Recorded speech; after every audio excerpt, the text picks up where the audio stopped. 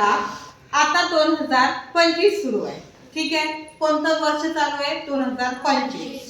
2025 नंतर कोणतं येणार आहे? 2025 नंतर कोणतं येणार आहे विराज, सांग बरं. 2025 के बाद में कौन सा आएगा चंचल? 26. 2026. Very good. 2026 के बाद में असनैन कौन सा आएगा? आओ मेरे पास, बताओ. 2027.